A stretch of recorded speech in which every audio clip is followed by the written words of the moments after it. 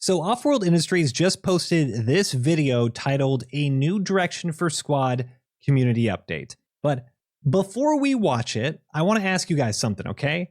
What is the biggest problem with Squad right now? And I want you to say it out loud, all right? If you had one magic dev wand and you could instantly change something about the game, what would it be?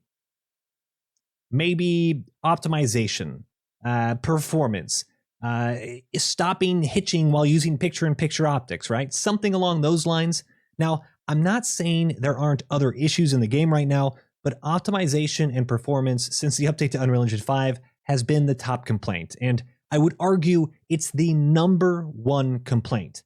The numbers also don't lie. Since the Unreal Engine 5 update, we've lost over 30% of the player base, and that's probably going to go down even lower by the end of the year since we're now only peaking at around 12,000 daily concurrents. In fact, we haven't seen numbers this low since before the infantry combat overhaul. I know this might anger some of y'all out there who hate the ICO, but the numbers, they don't lie. I'm not making this up, okay? After the ICO update, Squad was consistently growing in players for nearly 2 years until we saw a shift in focus from making the game to making the game in UE5. Squad didn't need UE5 to be successful. It needed consistent gameplay improvements, bug fixing, and fresh content. So I, for one, was absolutely shocked when I saw this video that was posted today. Let's watch it.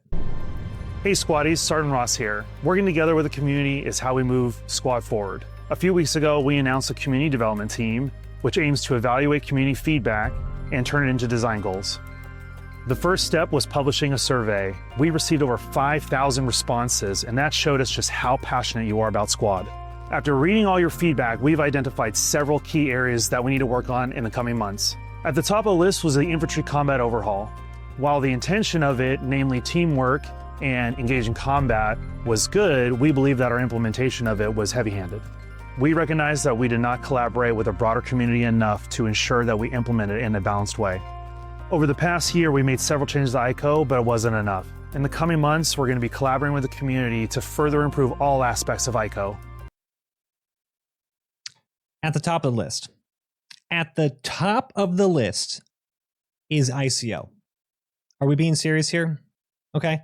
If you go to the V10 update overview video, the one the Squad posted on their official channel, the vast majority of the comments are asking for optimization fixes, not a new faction. Hell, the comments on my Fireteam video, which is the new co-op PvE game mode that's coming in December 3rd or something, they're calling the PvE game mode 6 FPS in Fallujah. Optimization, stable FPS, no more hitching with picture-in-picture optics, removing micro stutters for helicopter pilots. Those are the real problems that are making this game unplayable, not the ICO, all right? Was the ICO perfect? No, I was and still am a huge proponent of the ICO because I think it fundamentally changed Squad to be different than any other tactical shooter out there. It slowed the game down, rewarded more team play, and reduced the effectiveness of one good infantry player and instead promoted good squads and fire teams. I still think, though, that the low stamina weapon sway and bouncing suppression aim punch while bipoded is still way too overtuned, okay? But the game itself has improved because of the ICO. Did we lose longtime players because of it? Yeah, we did. Very obviously we did. But we also experienced nearly 2 years of healthy growth as a player base. And I'm not even trying to say that my opinion is right and you're wrong if you don't like the ICO. But what I'm saying is that the numbers do not support the statement that the ICO has been the problem. So why was this the #1 problem on the devs list to fix? It's completely out of touch and shows to me that the vast majority of people who answer this survey are just ICO haters.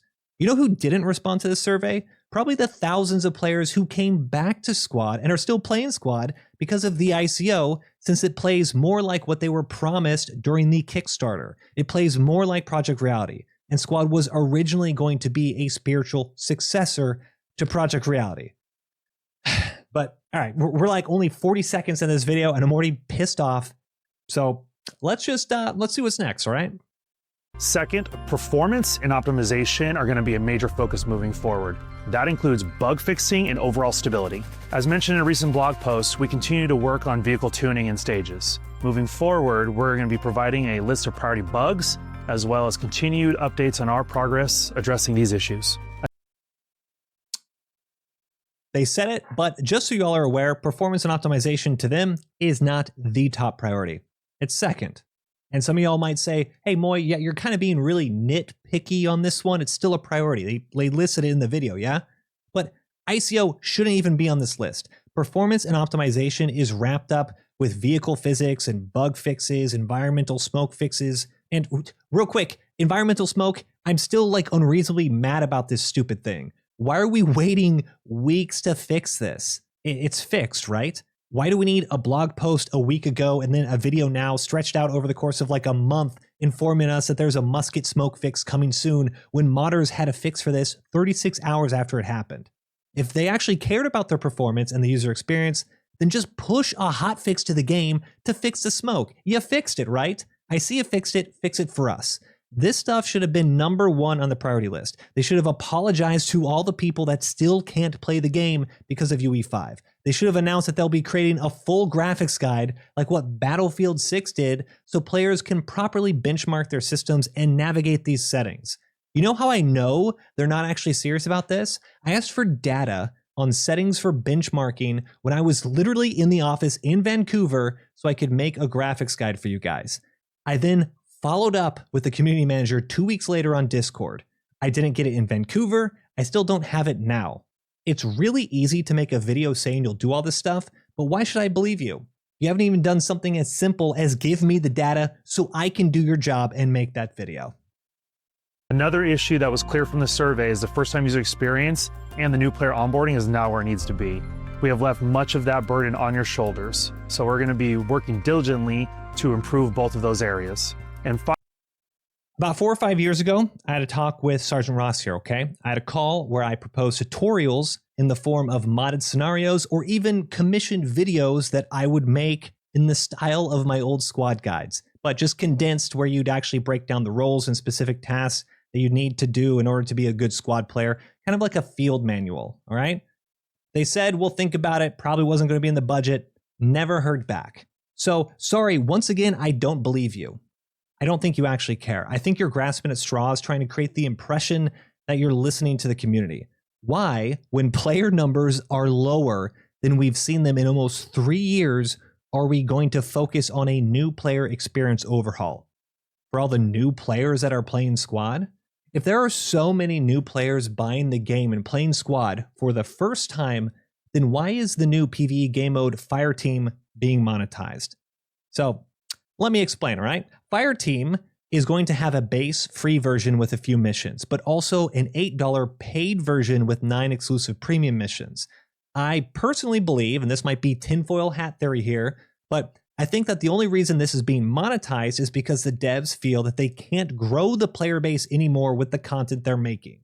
Essentially, the vast majority of players who will ever buy Squad have already bought Squad, so they need to make more money off the current player base to continue funding development. Like the PvE mode they think won't sell a person on Squad. That's fine, but that also means that improving the new player experience is not nearly as important as it was when I suggested it 5 years ago.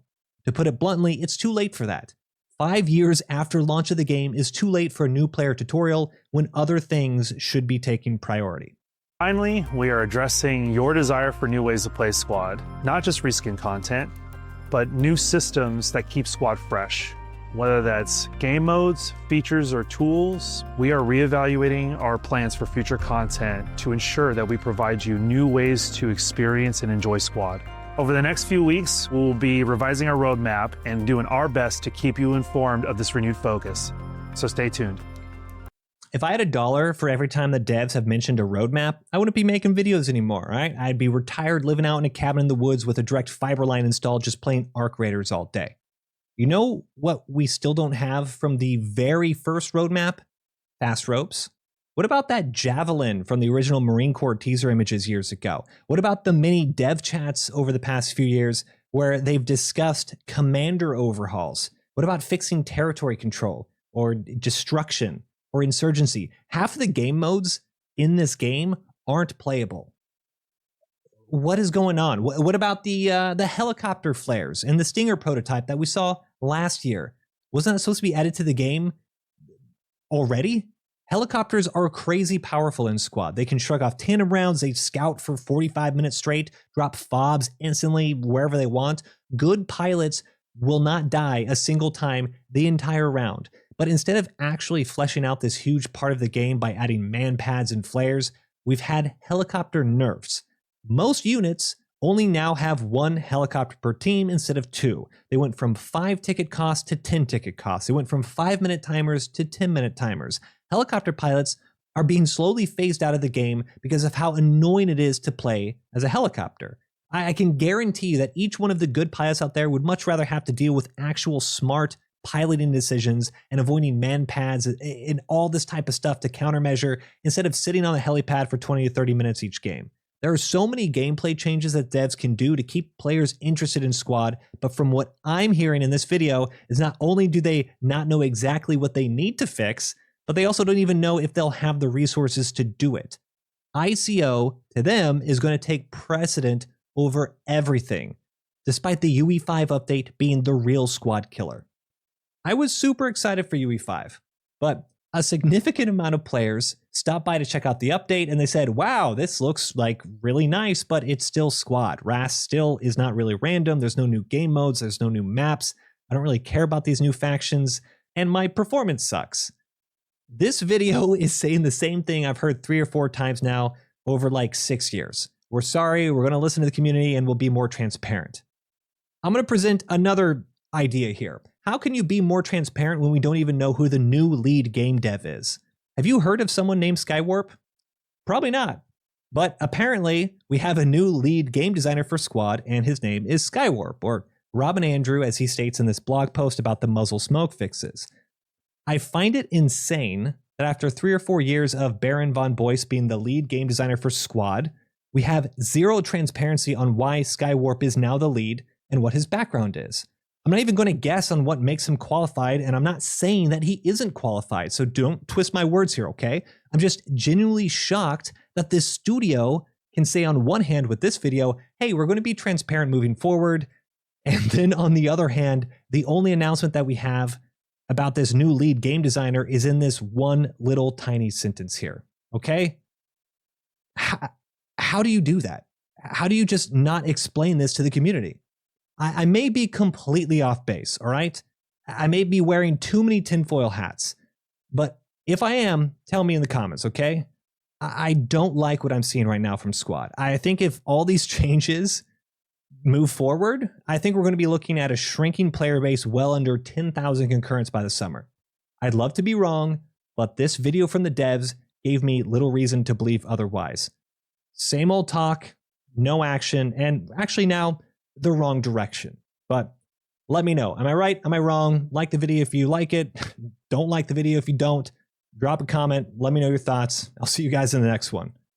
It's late here, so good night. Peace.